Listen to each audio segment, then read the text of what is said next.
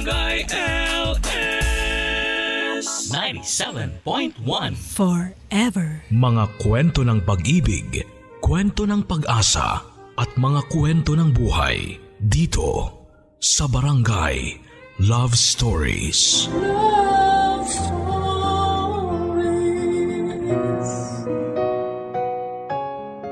Ang kakulangan ba sa pag-iisip ay isang basihan para hindi ka maging isang mabuting magulang sa iyong anak? Hindi ba ito kayang puna ng puso na handang magbigay ng pagmamahal na hindi kayang ibigay ng isipan?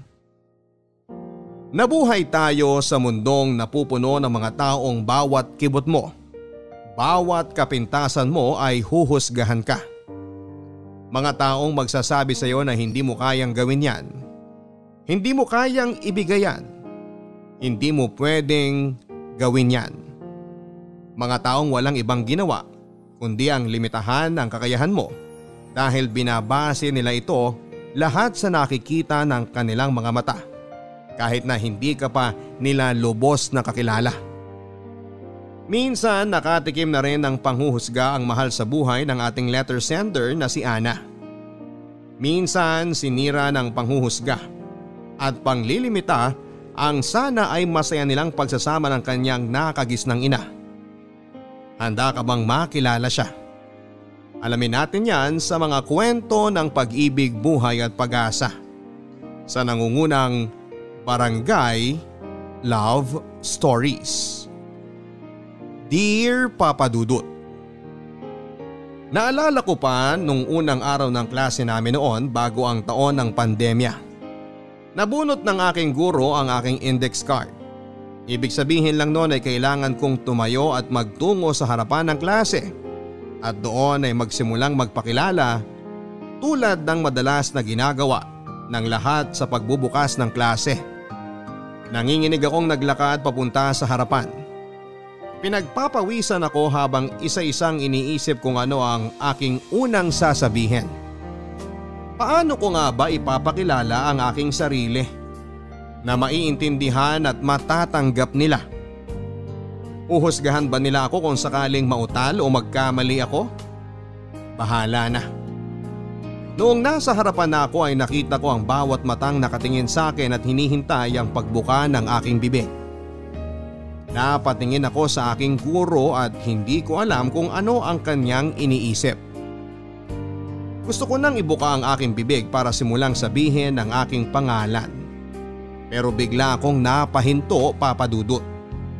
Dahil samot-saring alaala sa kung sino ako ang biglang pumasok sa aking isipan.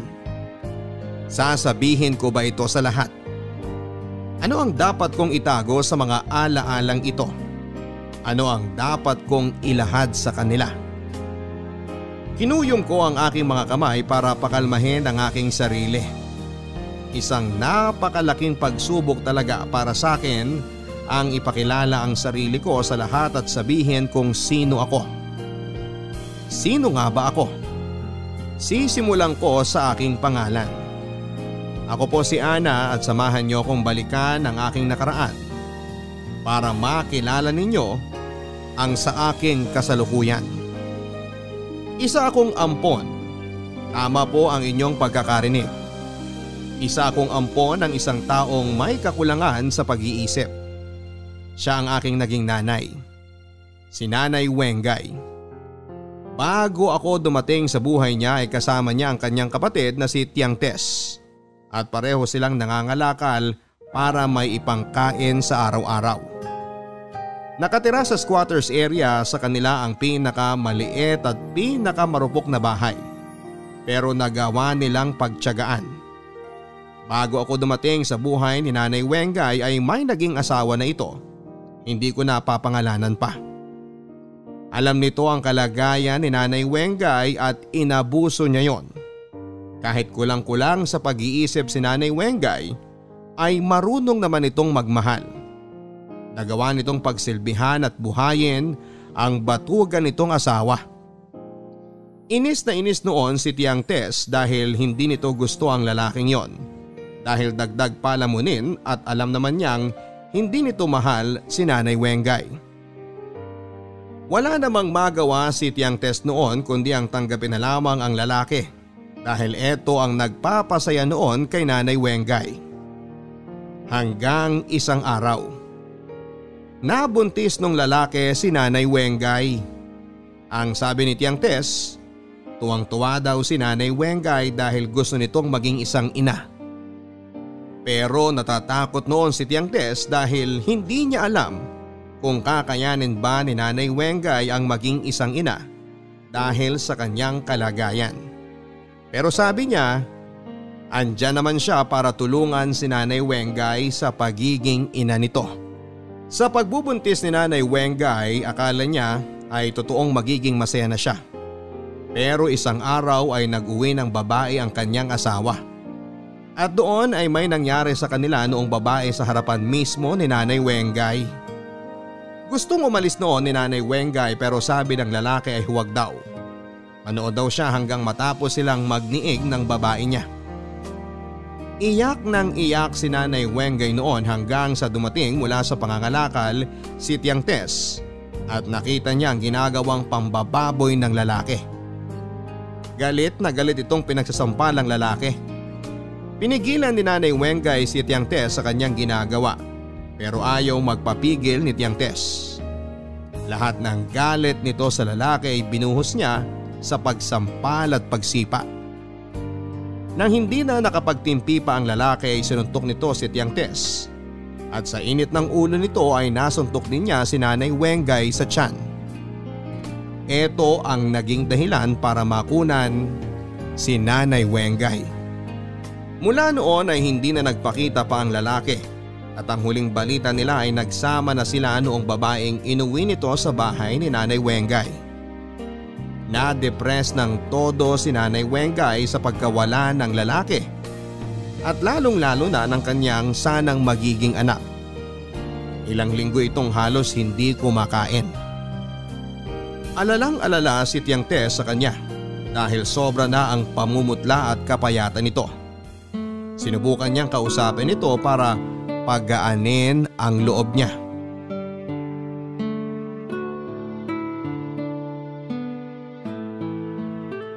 Kumain ka na naman, Ate Wengay. Kahit konti lang. Ayoko eh. Halos butot balat ka na eh. Yan ba ang gusto mong gawin sa sarili mo? Hayaan mo na ako. Wala akong kwenta. Huwag mong sabihin yan, ate. Nandito pa ako. Mahal kita. Kaya natin to. Wala na yung baby. Wala na. Alam ko. Hindi ko alam kung anong klaseng sakit yung nararamdaman mo ngayon pero lumaban ka. Lumaban ka para sa atin. Gusto ko mabuhay si baby. Di na mangyayari yon. Masama ba ako? Bakit kinuha baby sa akin? Kasi siguro ayaw na ni Lord na mahirapan yung si baby kapag… Bakit siya mahihirapan? Bait naman ako, diba? Oo, sobra. Pero kasi baka iniisip ni Lord na mahihirapan si baby sa kalagayan natin. Kasi di naman tayo mayaman. Baka di tayo makabili ng gatas o pagkain niya. Trabaho ako. Sisipag ako. Sisipag lagi ako para may gatas baby. Alam ko namang masipag ka. Mas masipag ka nga kaysa sa akin eh. Pero kasi baka hindi talaga para sa'yo si baby. Para kanino? Hindi ko alam. Bakit di mo alam? Ate Wengay, di ko nga alam. Huwag ka na ngang matigas ang ulo at kumain ka na lang. Pagod na ako sa pangangalakal eh. Tapos papasanin pa kita? Maawa ka rin naman sa akin. Sorry Ate Wengay, sorry. Di ko sinasadya. Pagod lang ako eh. Mamatay na lang ako para di ako pahirap sa'yo, Tess. Mamatay na lang ako. Huwag mong sabihin yan. Wag, kailangan kita. Mahal kita. Lalaban tayo. Sasama na ako kay baby. Sasama ako kay baby. Tahan na. Sorry na. Dito ka lang. Kakayanin mo to. Kakayanin natin to.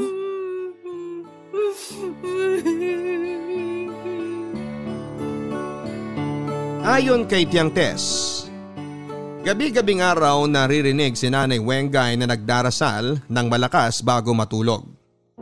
Laging nananalangin na sana ay bigyan pa siya ng isang baby na mamahalin at aalagaan niya. Nakaramdam ng lungkot si Tiang Tess tuwing naririnig niya ang mga dasal ni Nanay Wengay. Dahil alam niyang imposibleng matupad ang mga yon, pero hinahayaan na lamang niya ito. Ayaw niyang durugin ang pangarap ni Nanay Wengay na maging isang ina. At kung ito ang magiging dahilan para araw-araw piliin ni Nanay Wengay ang mabuhay, ay hahayaan niya ito. Hindi alam ni Tiang Tess na ang bawat gabi-gabing dasal ni Nanay ay magkakaroon ng katuparan. Dito na ako papasok sa buhay nila. Isang gabi, alalang-alala si Tiang Tess kung saan ba nagpunta si Nanay Wengay. 11:00 na ng gabi noon at wala nang dahilan para manatili si Nanay Wengay sa lansangan. Tapos na ang oras ng pangangalakal nila. Pero wala pa rin si Nanay Wengay. Lumabas na noon si Tiang Tess para ipagtanong-tanong si Nanay sa mga kapitbahay. Pero wala ni isa sa kanila ang nakakaalam kung nasaan nga ba ito. Walang nagawa si Tiang Tess kundi ang maghintay kay Nanay Wengay. Nagdasal na lamang ito na sana ay walang masamang nangyari dito. 1:00 na ng madaling araw ay narinig na niya ang nagmamadaling pagkatok ni Nanay Wengay sa pinto ng kanilang bahay.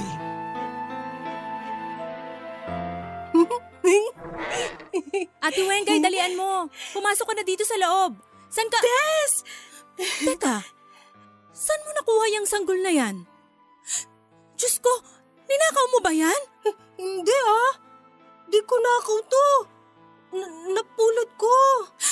Saan mo naman napulot yan? Paano mo napulot yan basta? Wala bang nanay yan? Bakit mo naman kinuha kung… Gulo, dami mo tanong eh. Pulot ko nga baby na to sa kariton. Iyak-iyak to. Silip ko kariton, hindi naman to inaalagaan ng mama niya. Subukan ko gisingin mama ni baby, kaso ayaw gising. Kinuha ko na lang baby para ako na mag-alaga. Diyos ko, kinuha mo na lang basta? Sigurado ka bang di na gumigising yung nanay? Hindi ka ba nagsisinungaling? Di naman ako sinungaling, Tess. Alam mo naman yun. Diyos ko naman, Ate Wengay. Paano nangyari to? Kuha ko nga baby sa kariton.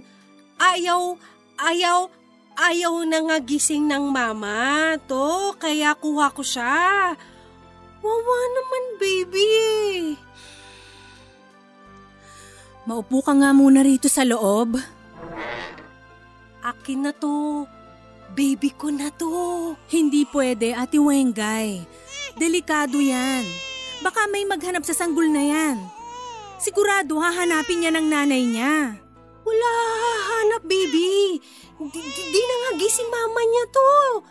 Ayaw talaga gising kahit kalabit ko ng malakas eh. Ay. Mabait si Papa Jesus, Tess. Kasi sabi ko, gusto ko baby na bago. Yung baby na kapalit ng baby ko. Ate Wengay. Tapos ito kita ko. Bigay sa akin to ni Papa Jesus eh. Ate. Magiging bait ako na mama. Tatrabaho ako para may gatas baby. Tapos, bili ako damit niya pag laki-laki na siya. Anong gusto mong ipangalan sa kanya?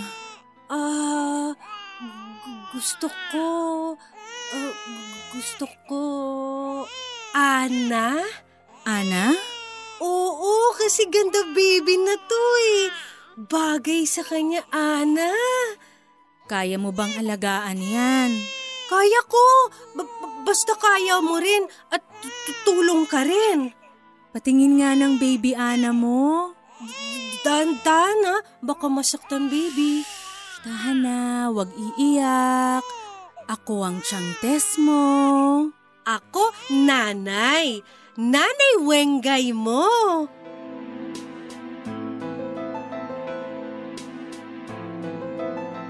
At dito na nga ako pumasok sa buhay ni Nanay Wengay at Tia Tess. Itinuring nila akong para nilang anak. Nung una ay sinubukang hanapin ni Tiang Tess ang aking mga magulang. Hinanap din niya ang sinabi ni Nanay Wengay na kaniton kung saan niya ako nakuha. Para na rin makumpirma kung hindi ba talaga nagising ang sinabing nanay ko.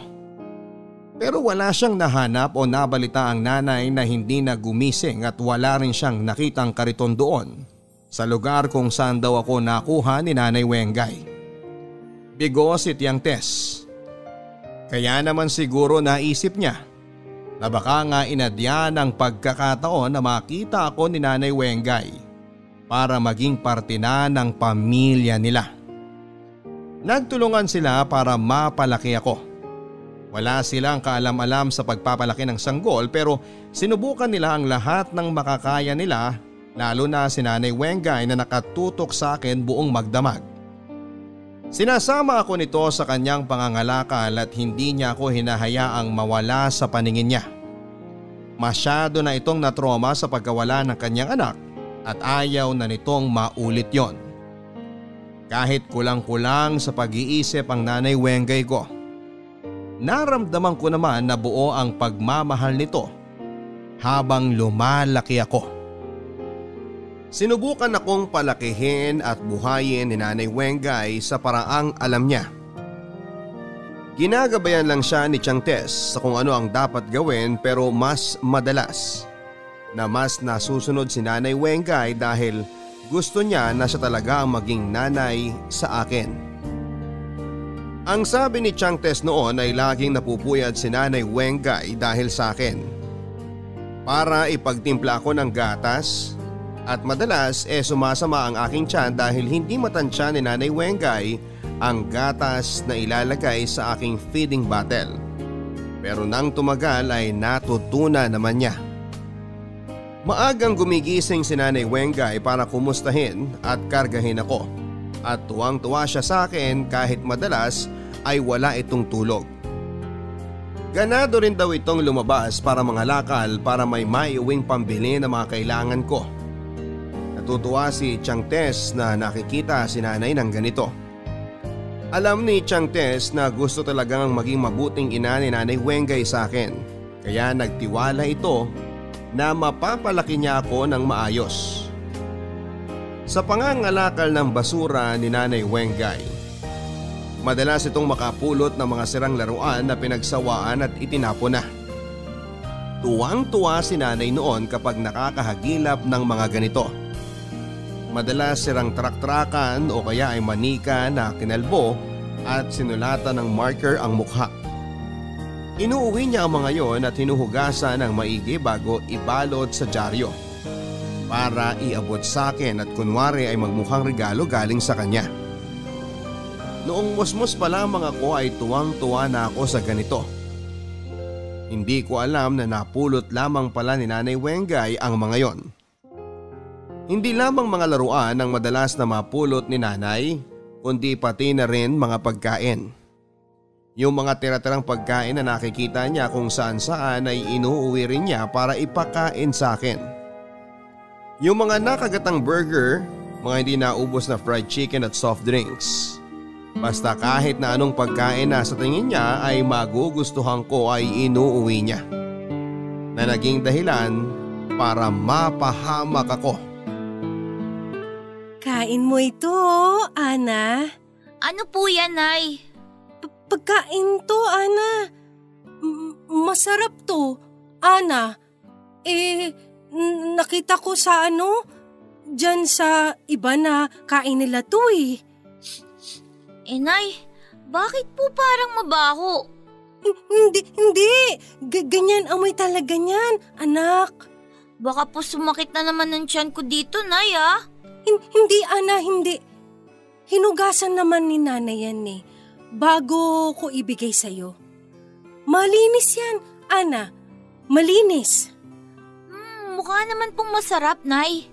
Pag gusto mo pag ganyan, hanap ulit ako. Marami ganyan dun sa malapit bilihang tubig, Ana. Marami ganyan. Opo, kuha po kayo sa susunod para mabigyan din po si Tiang Tess, ha? Oo, Ana. Kuha ko marami sa susunod, Ana.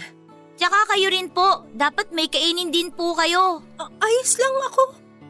Ana, basta kita masaya, marami kinakain.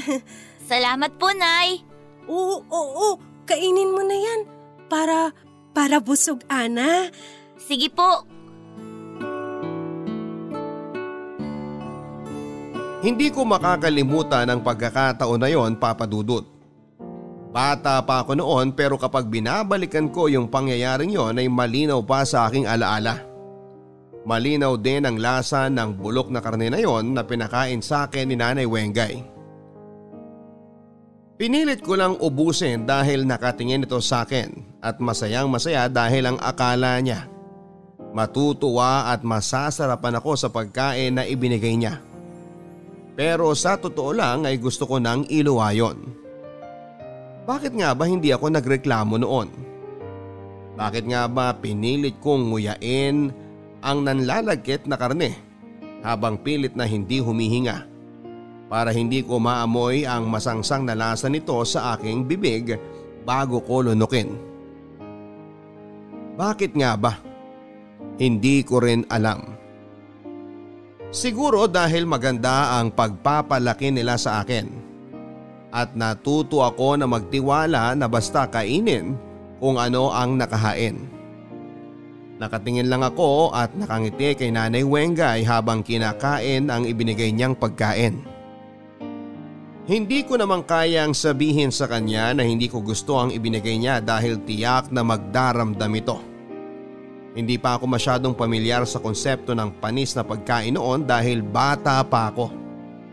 Pero dahil sa amoy ng karne ay parang naramdaman ko na may mali.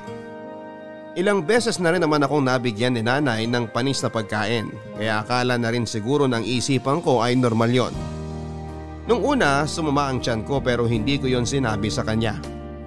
Lalong lalo na kay Tiang Tess dahil magagalit ito kay Nanay Wengay. Hanggang isang araw ay nasanay na ang aking tiyan sa mga sirang pagkain. Pero iba ang karneng na ibigay sa akin ni Nanay Wengay ng araw na yon. Sumakit ng matindi ang tiyan ko.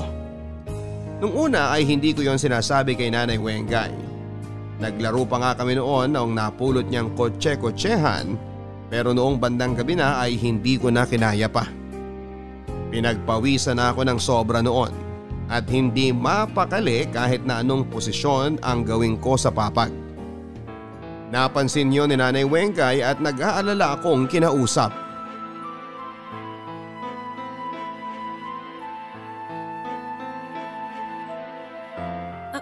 Anak? Ana? Ayos ka lang, Ana? Opo, Nay. Opo. Bakit ka pawis, Ana? Mainit ba? Hindi po. Gusto mo paypay ka ni Nanay, Ana? Hindi na po, Nay. Matulog na po kayo. Di ako makatulog kung ganyan, Ana eh. Hindi lang po kasi ako makatulog, Nay. Gusto mo kanta ka ni Nanay ng maganda kanta, Ana? Wag na po, Nanay. Gabi na po eh. Maaga pa po kayo bukas ni Tiang Tess. Tubig? Gusto mo tubig? Kukuha kita sa labas, Ana. Wag na nga po, Nay. Ano ba kayo? Usap pa kayo ng usap na mag-ina dyan, dis oras na ng gabi oh. Si Ana kasi, Tess, pinagpapawisan? Paypayan mo. Alam mo namang mahina ang ventilador para sa ating… Ana? Ano nangyari? Ana? Anak? Ay! Diyos ko! Ano ba nangyayari? Huwag ka mamamatay, Ana! Huwag mo masyadong alugin. Buksan mo yung bintana para makapasok ang hangin. Huwag mo hahayaan mamamatay. Anak ko, Tess! Bakit mo naman gagawin yon? Diyos ko! Bakit nalalamig ang katawan ng batang to? Ana! Anak! Gising! Ana! Ano gagawin natin, Tess? Ano gagawin? Pumunta na tayo ng ospital. Iba na ang pawis at pamumutla niya. Dali! Dahil nga sa bulok na karneng pinakain sa akin ni nanay kaya ako sinikmura ng matindi na nauwi sa pagkakasakit ko. Nagkanda utang-utang pa sila para may pambayad sa ospital. Galit na galit noon si Tiang Tess dahil sa mga nangyari. Lalo na nung kinausap ako ng doktor sa mga nakain ko. Doon lang nalaman ni Tiang Tess ang tungkol sa mga kinukuha ni Nanay Wengay sa basurahan na pagkain para sa akin. Wala itong kaalam-alam dahil ayaw ko rin namang sabihin sa kanya sa takot na makagalitan niya si Nanay Wengay. Pero nalaman pa rin niya. Ilang araw akong nagpagaling sa ospital at hindi ko nakita si Nanay Wengay na dumalaw. Si Tiang Tess lamang ang pumupunta para ibigay ang lahat ng kailangan ko. Tinatanong ko noon kung nasaan si Nanay Wengay pero hindi naman nagsasalita si Tiang Tess. Bata pa lamang ako noon pero alam kong may problema silang dalawa at ramdam kong tungkol yon sa mga nangyari. Sobrang nami-miss ko noon si Nanay Wengay. Habang nagpapagaling ako, nami-miss ko yung mga mahigpit na yakap niya. Yung mga halik niya sa noo ko. Nami-miss ko rin yung lagi siyang may pasalubong na laruan sa akin. Kahit nga madalas talagang sira na ang mga ito nang mapulot niya. Kung meron bang naituro sa akin si Nanay Wengay, yon ay ang makontento at maging masaya sa kung ano ang meron ako. Ramdam ko na sa bawat napupulot nito, pagkain man o laruan o ipit ng buhok, alam kong mahal niya ako. Ramdam ko sa lahat ng ginagawa niya na nanay ko siya. Nanay na talagang ibibigay ang lahat para sa ikakasaya ng anak niya sa paraang alam niyang tama. Nang makalabas na ako ng ospital ay sobrang excited akong makita si Nanay Wengay pero pagka-uwi ko ay wala siya. Sabi ni Tiang Tess ay nangangalakal daw. Hintayin ko na lang daw at darating din ito. Ramdam ko pa rin ang pagiging malamig ni Tiang Tess kapag si Nanay Wengay ang napag-uusapan namin. Nang sumapit ang gabi ay dumating si Nanay Wengay. Wala silang imika ni Tiang Tess noon kaya mas lalo kong naramdaman na may problema nga silang dalawa. At dahil nga bata pa lamang ako noon ay wala akong karapatan at kakayahang makialam sa kanila. Pero nagtataka ako dahil kahit ako ay hindi pinapansin ni Nanay Wengay. Kinausap at nilapitan ko ito pero nilayuan niya ako. Hindi ito makatingin sa akin. Ramdam ko tuloy na parang nakokonsensya ito sa sinapit ko. Noong oras na para matulog ay katabi ko si Tiang Tess imbes na si Nanay Wengay. Hindi tuloy ako makatulog dahil mas nasanay ako na kayakap at kausap si Nanay Wengay bago pa kami pumikit. Nakikiramdam ako noon sa paligid. Alam kong gising pa si Nanay Wengay dahil panay ang galaw nito sa tabi ni Tiang Tess. Bumangon ako para dahan-dahang lumipat papunta sa kanya. At noong nakita niya yon ay pinigilan niya ako. Doon ay naiyak ako dahil parang hindi na ako mahal ni Nanay Wengay. Parang hindi na niya ako gustong maging anak. Nang marinig nito ang paghikbi ko ay naawa ito. At dahan-dahan niya akong pinapunta sa kanyang tabi at lumabas kami ng bahay para hindi magising si Tiang Tess. Sa labas ng bahay ay niyakap ako ni Nanay Wengay ng sobrang higpit. Umiiyak ito at humingi ng tawad sa akin sa nagawa niya. Ang sabi niya ay hindi na raw mauulit at hindi na siya pupulot ng pagkain sa basurahan. Magtatrabaho na lamang daw ito ng maigi para mabili niya yung mga binibiling pagkain ng mga nanay para sa mga anak nila. Nainggit lang daw kasi siya sa mga nakikita niyang mga nanay na nakakabili ng masasarap na pagkain para sa mga anak nila kapag nagugutom at gusto niyang gawin yon sa akin. Pero kulang siya sa pera kaya naisip niyang tumambay sa mga basurahan ng fast food at restaurant para abangan ang mga tinatapon ng mga customer. Pero sabi niya hindi na raw niya uulitin yon dahil baka mawala pa ako sa buhay niya at hindi niya kakayanin yon. Nang mga panahon na yon, Papa Dudut, ay hindi pa ako aware sa kakulangan ng pag-iisip ni nanay. Basta ang alam ko lang ay nanay ko siya at anak niya ako. Yun lang ang alam ko. Siya yung nanay na handang gawin at handang matutunan lahat ng bagay tungkol sa pagiging ina. Nang balikan ko ang mga alaalang ito, bigla ko naisip na ang pagiging ina ay wala pala talaga sa pagiging matalino o kung anuman, kundi nasa puso. Pinalaki ako ni Nanay Wengay sa paraang ginamit niya ang puso niya kesa sa utak niya. At dahil doon, alam kong tama ang ginagawa niya. At habang nasa harapan ako ng klase at inihahanda ang sarili ko sa pagpapatuloy ng pagpapakilala ng sarili ko ay bigla akong nautal nang mabalikan ko ang ilang pang naging alaala namin ni nanay habang lumalaki ako. Napansin niyo ng guro ko at tinanong niya kung ayos lang ba ako. Tumango ako at sinabing opo. Muli itong nagtanong kung kaya ko raw bang ipagpatuloy. Muli akong tumango at sinabing opo. Muli kong pinabalik ang aking isipan sa nakaraan para balikan ang panahong lumalaki ako kasama ni Nanay Wengay.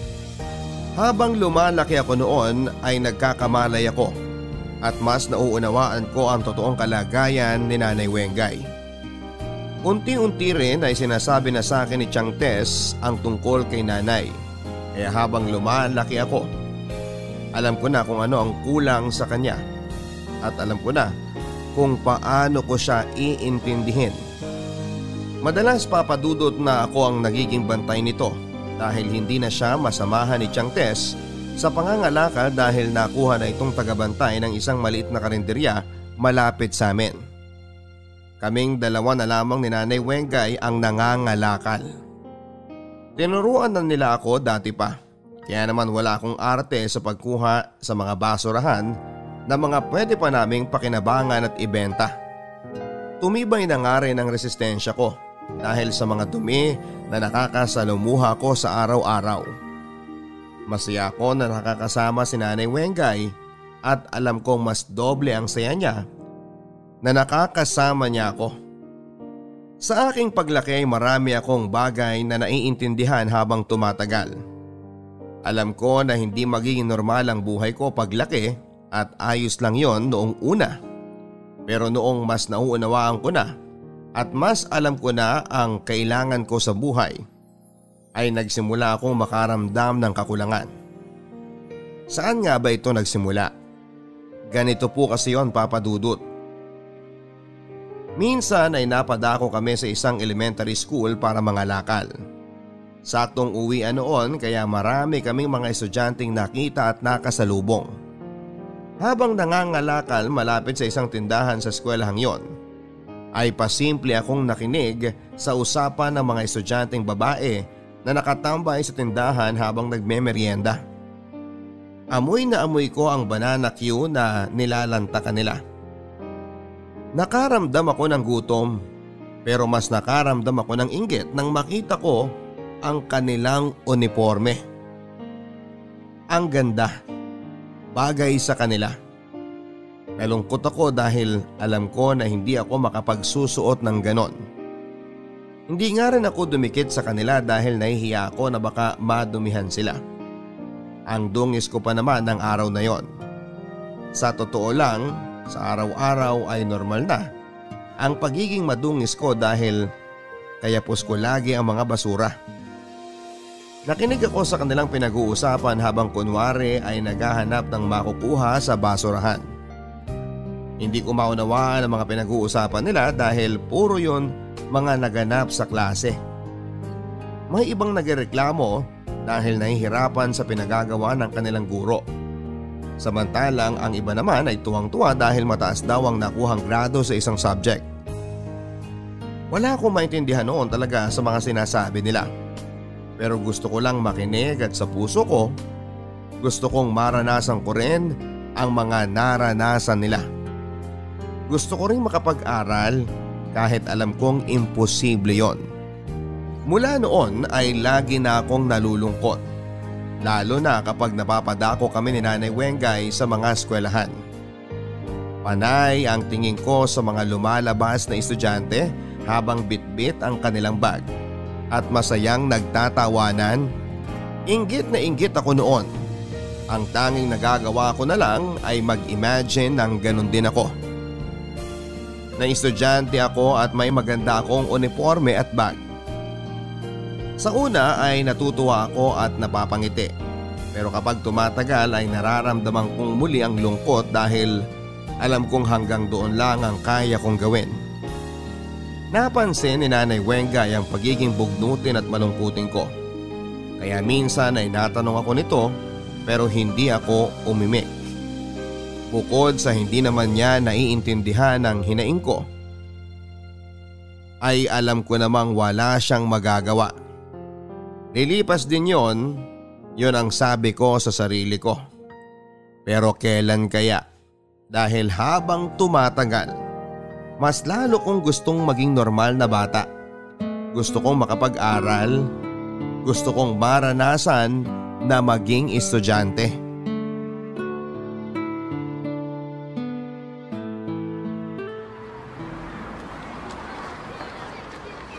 Ana? May gusto ka ba, Ana? Wala po. Kanina ka pa malungkot, Ana eh. Okay lang po ako. Baka may sakit ka. Hawak ko nga noo mo. Baka init siya, Ana eh. Hindi po. Okay lang po ako. Di ka naman ganyan kanina. Masaya ka kanina, Ana eh. May naalala lang po ako. Ano yun? Wag na po.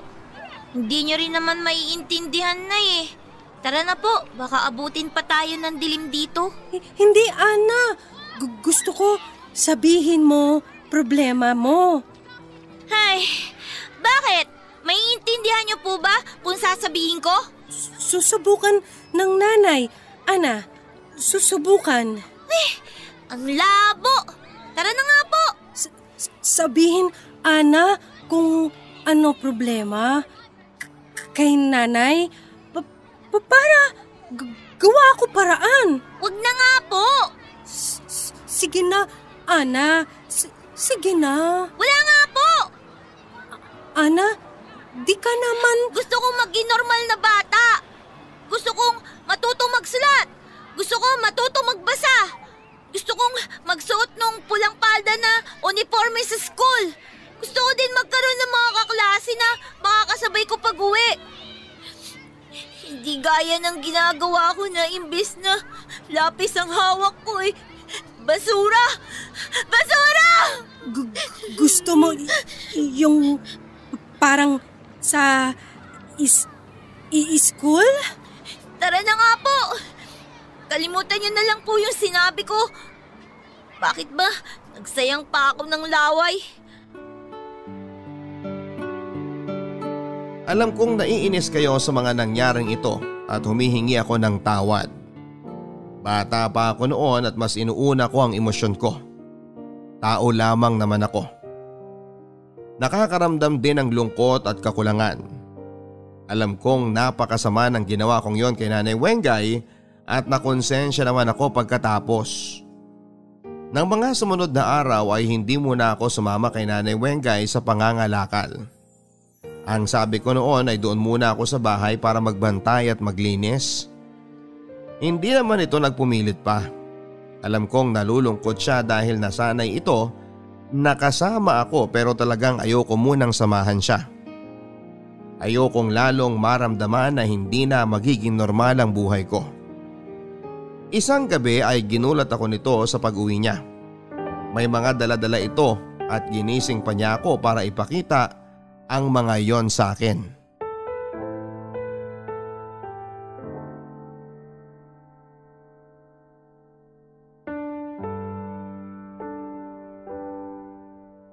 Ana? Ana? Gising, Ana? Ano po ba yun, Nay? Gabing-gabi na eh. Ana, mulat mo mata mo para kita mo. Ana? Bukas na, Nanay. Antok na antok pa po ako eh. Hindi, Ana. Ngayon mo ikaw gising. Nay naman eh. Ano po bang... Gusto mo parang school, di ba? Nay! Nay! Saan niyo po nakuha tong notebook at lapis? Nakita ko, tapon ng bata sa basura eh. Kinuha, Nanay. Nay! Nay, wala naman po ako mapagsusulatan pa dito eh. Punong-puno na ng sulat to. Di ko alam, Ana eh. Basta kita ko, sabi mo, gusto mo yan? Sabi nila, notebook daw yan at saka lapis. Diba? Yan gusto, Ana? Diba? Oo nga po, pero... Tapos, ito, binili ko palda, pula sa ukay-ukay. Nay! Di parehas dun sa gamit ng mga bata dun sa School! Oo, school. Pero, kasing haba naman tapos pula din. Diba? Ito gusto mo, Ana? Pero Nay, sana po... Saka ito manok na prito. Saan niyo po napulot yan? Di ba sabi ni Chang Tess, wag na kayong pumupulot ng pagkain sa basura? Alam niyo naman yung nangyari dati, di ba? Di ko to pulot, Ana. Di ko pulot sa basura to. Binili ko to sa labas nung school. Ganito kasi kain nung mga batang nakapula palda eh. Baka gusto mo rin. Pero lamig na kasi, Ana eh. Tsaka liit lang. Sana ayos lang sa'yo to. Ito lang kasi kulang pera, Nanay eh. Hindi nga, Panis. Ayos lang po, Nay. Kayo naman po, hindi niyo naman po kailangang bilhin tong manok at saka kunin po tong lapis at saka notebook eh. Gusto ko eh. Gusto ko masaya ka. Kasi lungkot ka lagi. Pagdadaan tayo school, di ba? Oo nga po, Nay. Pero kasi... Kaya kuha ako ganito para masaya na ulit anak ko. Ayoko lungkot ka kasi lungkot ako. Tapos masakit dito sa dibdib ko pag kita malungkot. Parang kurot sa dibdib. Salamat po dito, Nay, ha? Pasensya na. Kung yan lang kaya, Nanay, ha? Pag magpera, Nanay, dadala kita dun sa school para marami ka pa makuha ganyan.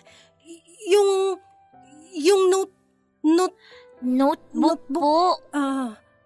At saka Lapis. Tsaka bilang kita maraming pagkain na manok para saya anak ko. Salamat po talaga, Nay. Salamat, Ana. Di ka nalungkot. Mahal ka ni Nanay, ha, Ana? Mahal na mahal ko rin po kayo, Nay.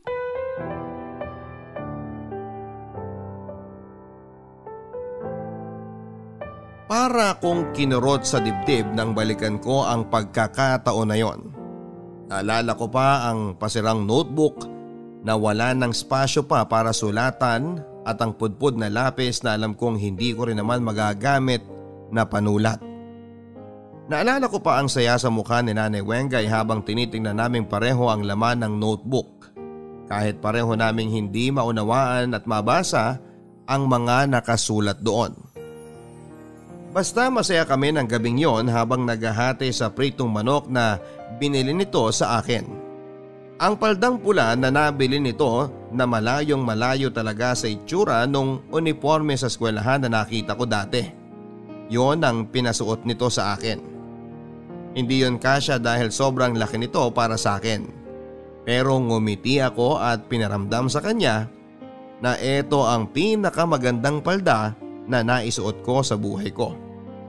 At nakita ko, Papa Dudut, ang kakaibang saya sa kanyang mata. Dahil nakita niya na masaya ako. Unti-unti ay tinanggap ko na ang katotohanan na ganito na nga ang magiging buhay ko, Papa Dudut. Hindi na ako magreklamo pa dahil masaya naman ako sa piling ni Nanay Wengay at Tiang Tess. Hindi lahat ay nakakakuha ng ganitong klase ng pagmamahal, lalo na yung galing kay Nanay Wengay. Lagi niyang inuuna ang pangangailangan ko kesa sa sarili niya. Hindi na ako maghahanap pa ng iba. Muli na namang bumalik ang saya ko habang kasama si Nanay Wengay.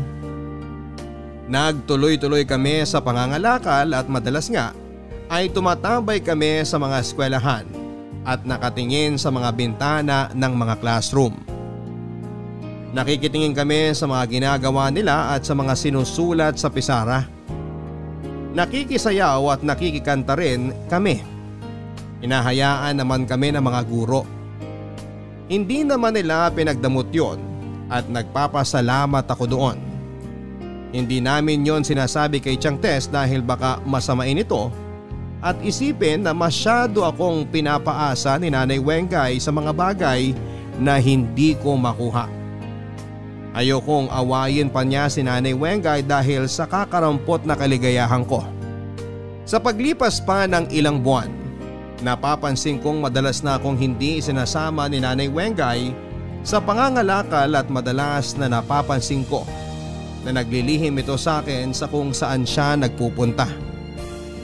Madalas ay ginagabi pa ito ng husto.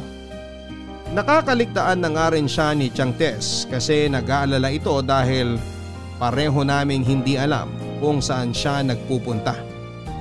Napakadelikado pa naman ang mundo para sa mga katulad ni Nanay Wengay. Pinagsabihan na siya na huwag magpagabi sa daanan. Pero umuulit pa rin ito at minsan ay nagalit pa siya. Dahil masyado raw siyang pinakikialaman ni Tiang Tess, gayong alam naman niya ang ginagawa niya. Sana nga ay alam niya ang ginagawa niya kasi kami ay hindi namin alam kung ano ang nasa utak niya. Hindi namin alam ang ginagawa niya at natatakot kami dahil baka mapahamak siya. Hinahayaan namin siya sa ginagawa niya at sa mga pinupuntahan niya. Dahil minsan ay nagwala ito sa galit dahil sa mga pagtatanong namin. Basta pinapaalalahanan lang namin siya na mag-ingat sa mga pupuntahan niya. Minsan sa pag-uwi niya isang gabi ay naabutan ko ito. Dahan-dahan pa itong nagbukas ng pintuan para hindi kami magising. Pero ang hindi niya alam ay hindi pa ako natutulog at talagang sinadya kong huwag matulog para makausap siya. Gulat na gulat ito nang makita ako na nakaabang sa harap ng pintuan sa pagbukas niya. Pinaramdam ko sa pagtatanong sa kanya na hindi ako okay na buong araw itong nawawala at umuuwi ng alanganing oras sa gabi. Hindi naman ito nakipagtalo pa sa akin. Kung si Chang Tess siguro ang nagtanong ay malamang ay magwawala ito. Pero alam niyang ako ang kahinaan niya kaya humingi ito ng sorry dahil sa ginawa niya. Tinatanong ko siya kung ano ba ang ginagawa niya pero hindi ito sumasagot. Tinanong ko kung kumain na ba siya at ang sabi niya ay hindi pa. Kaya naman binuksan ko ang sardinas na nabili ko kanina para sa kanya. May biskwit pang natira noong nakaraan kaya pinagsama ko na yon para makadagdag sa sardinas. Gutom na gutom itong nilantakan ng sardinas at biskwit. Halos mabulunan ito sa kinakain niya kaya naman ikinuha ko kaagad siya ng tubig. Nang matapos siyang kumain ay sinabi nitong isasama niya ako bukas sa pangangalakal. Natuwa naman ako at matagal ko nang hindi nakakasama si Nanay Wengay sa pangangalakal. Sabay kaming nahiga noon at mahigpit ang naging yakap niya sa akin ng gabing yon. Walang gabi na hindi niya ako niyakap kapag matutulog kami. Pero nang gabing yon ay iba yung klase ng higpit ng ginawa niyang pagyakap na para bang may kinakatakutan nito at sa akin siya kumukuha ng lakas. Kinabukasan ay maaga kaming gumising. Nagbilin lang si Chang Tess sa aming mga gagawin at saka umalis na rin ito. Makalipas ang 1 oras ay kami naman ang umalis ni Nanay Wengay. Naaalala ko pa bago kami umalis ay sinuklay nito ng paulit-ulit ang buhok ko at saka tinalian ng pulang panali. Kumuha din ito ng pulbos at pinahid sa mukha at leeg ko. Ang bango-bango ko ng araw na yon, pinasuot din niya ang pinakamagandang damit na meron ako. Pinulbuhan ko rin siya sa mukha at natatawa kaming pareho dahil hindi pantay ang ginawa kong pagpahid ng pulbo sa kanyang pisngi. Nang lumabas kami ng bahay ay hinawakan nito ng mahigpit ang kamay at saka nagsimula ng maglakad. Alam ko papadudot na papunta kami sa tambakan ng basura sa ikalawang kanto mula sa aming bahay. Pero nag-iba ang direksyon ni Nanay Wengay. Nagtaka ako at nagtanong sa kanya. Ngayon lang namin ginawa ang lumihis ng direksyon para mangalakal.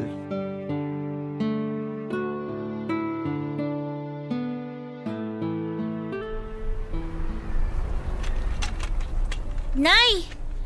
Saan pa ba tayo pupunta? Magkakalakal tayo, Ana. Pero Nay, lumagpas na po tayo dun sa pupuntahan natin. Hindi naman, Ana. Lumampas na po tayo, Nay.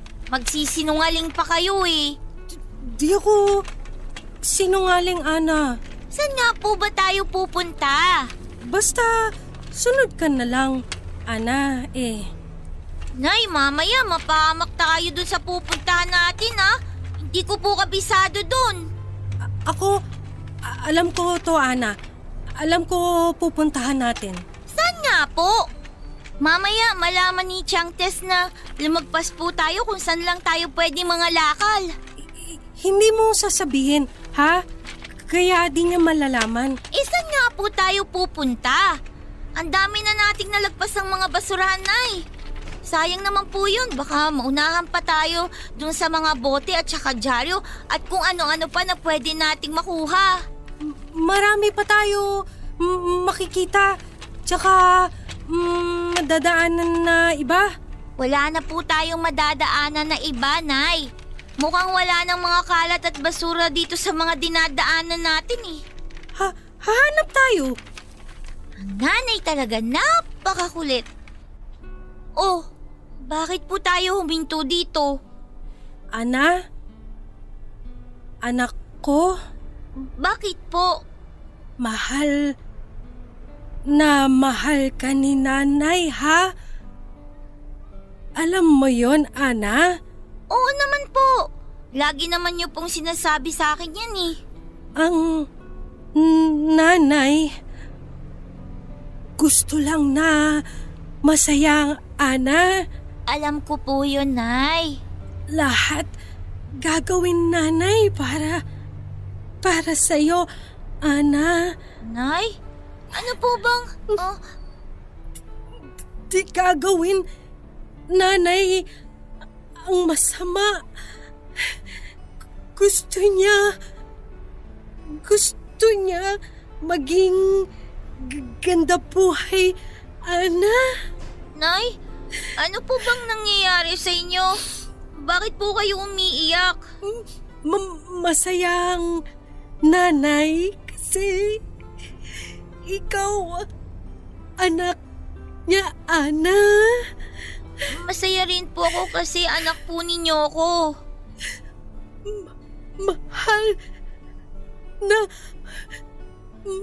Mahal kita, Ana. Anak ko. Mahal na mahal din po kita, Nay. Sunod lang ikaw sa akin ngayon, ha? Di ka magtatanong, Ana, ha? Sunod lang kay nanay. Sige po.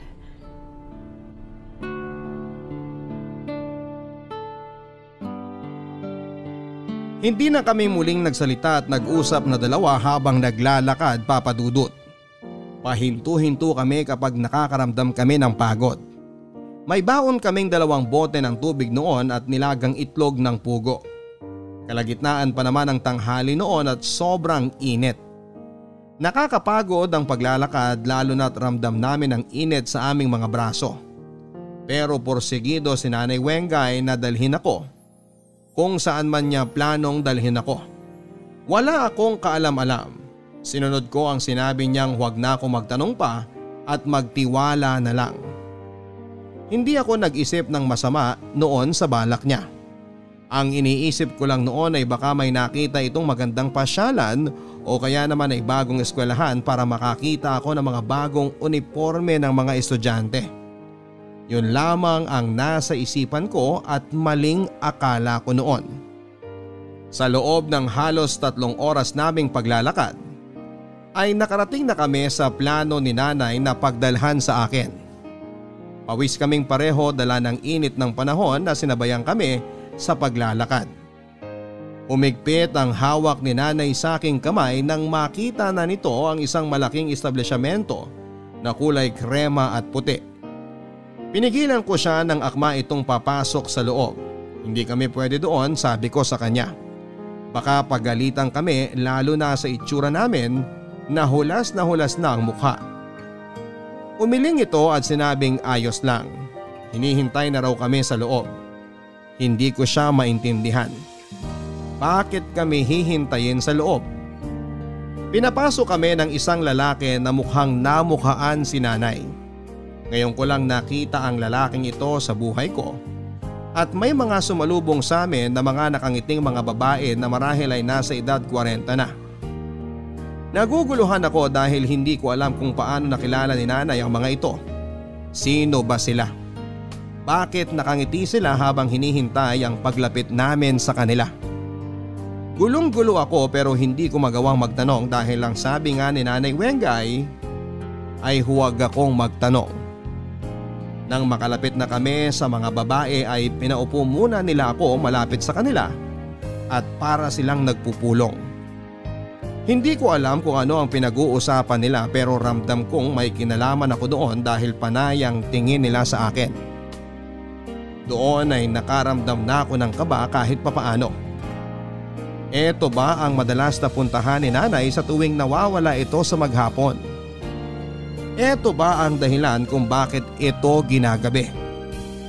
Para sagutin ang aking katanungan ay lumapit sa akin ang babaeng sa tansya ko ay pinakamatanda pero ang pinakamabait sa kanila. Inayos nito ang nagulong buhok ko dahil sa pagkalat ng pawis sa akin. At saka sinabing mula ng araw na yon ay doon ako titira. Nagulat ako sa mga sinabi niya. Parang ayokong intindihin ang sinasabi niya.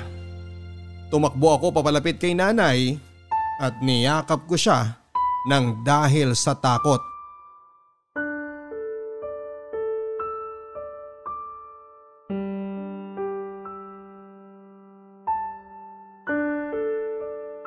Nay, ano po yung sinasabi nila na dito na daw po ako titira?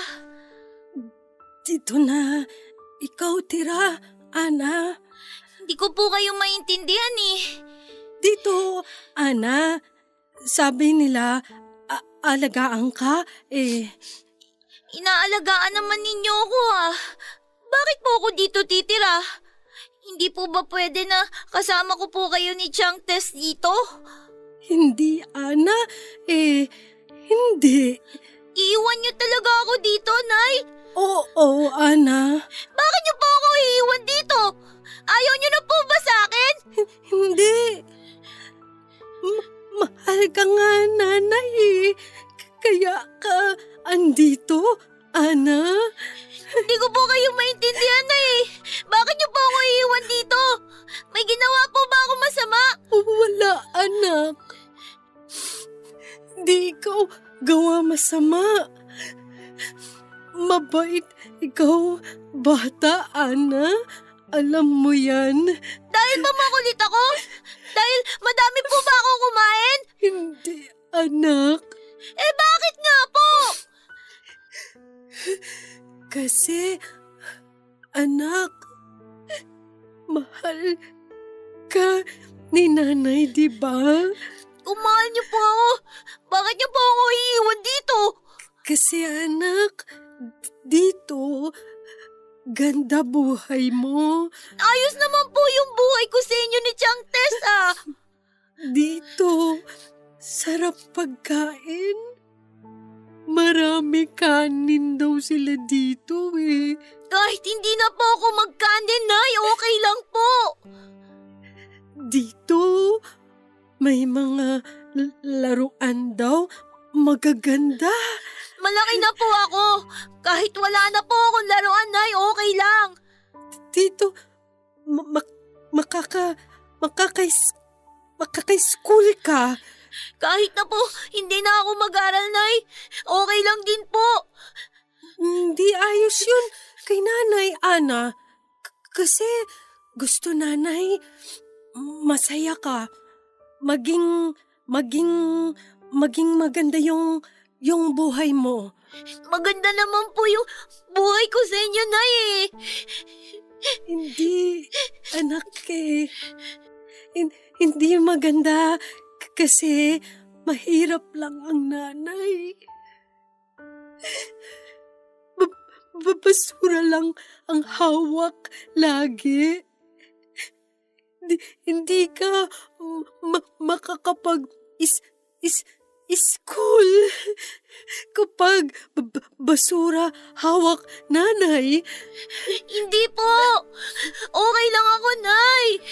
Huwag niyo po akong bigay sa kanila.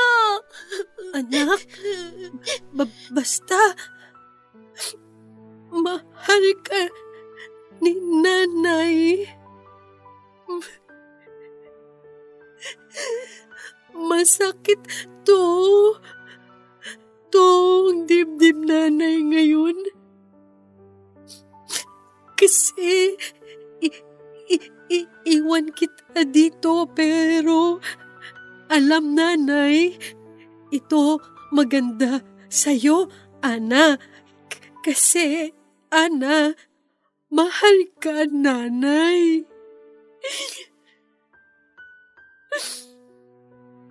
Gusto, nanay, maging tulad mo yung mga bata sa school. Hindi ko po kailangan yan, Nay. Dito, suot ka nung palda na gusto mo, ha?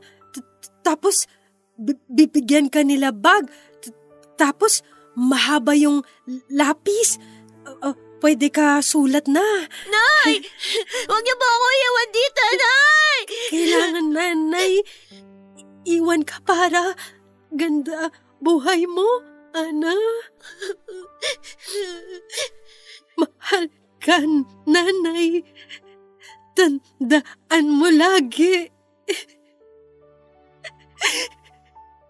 Nanay, ako dahil sa'yo, Ana. Mahal ka, nanay.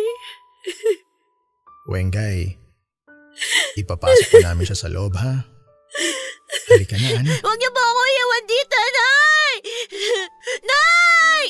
Nay! Huwag niyo ako iwan! Nay!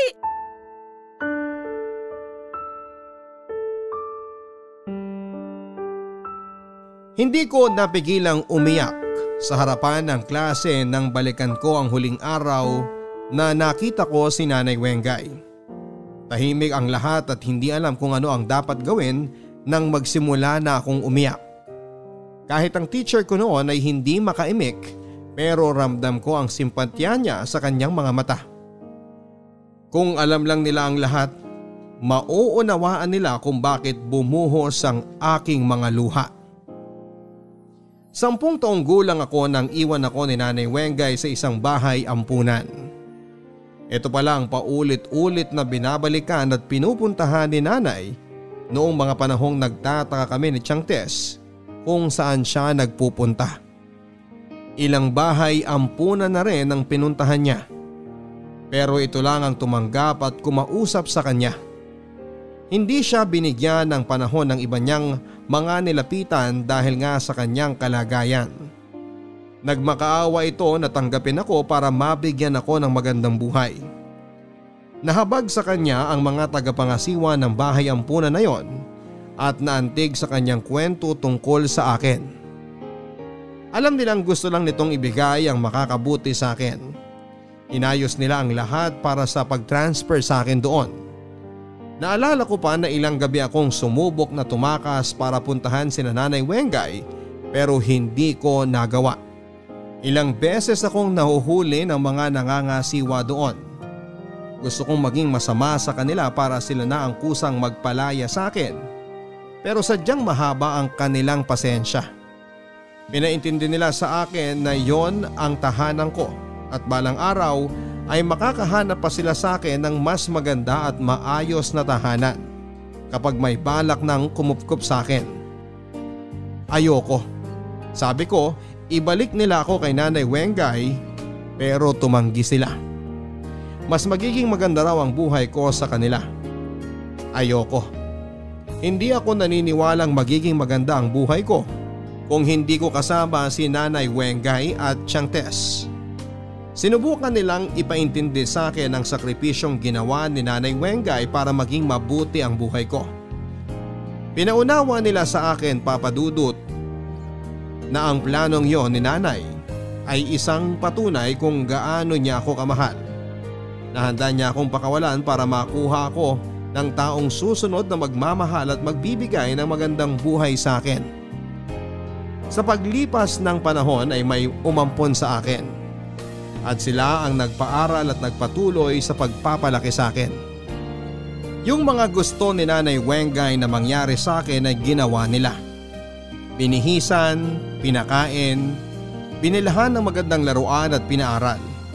Mga bagay na hindi kayang ibigay ni Nanay Wengay sa akin sa poder niya. Oo, Papa Dudut, naging maganda ang buhay ko sa piling ng mga umampon sa akin.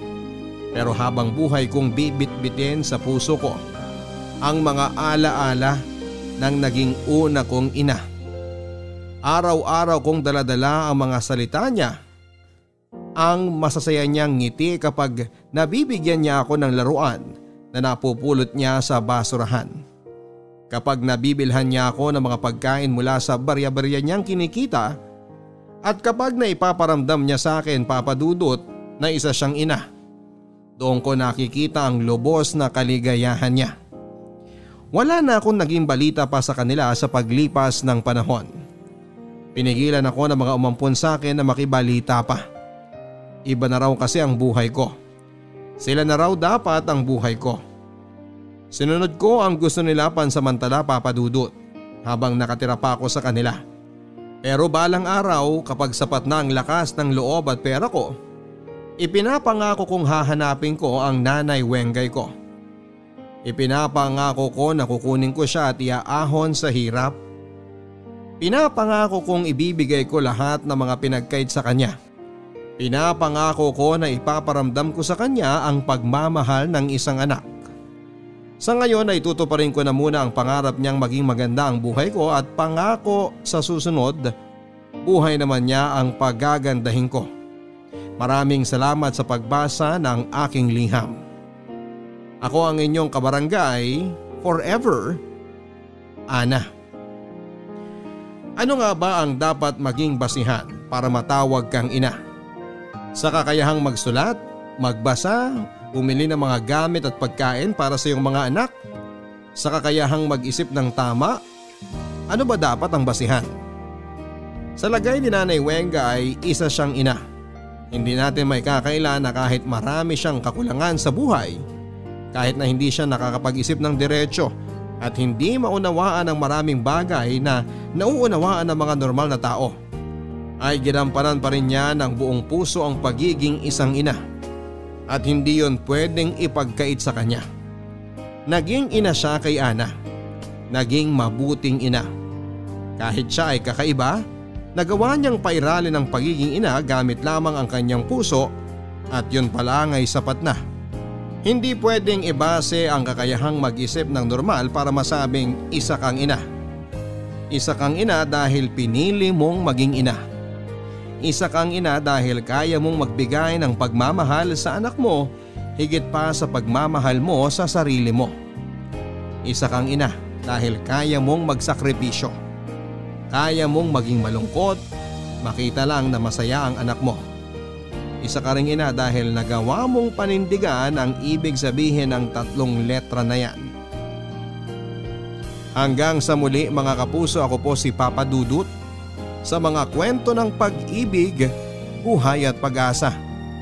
Dito sa Barangay Love Stories.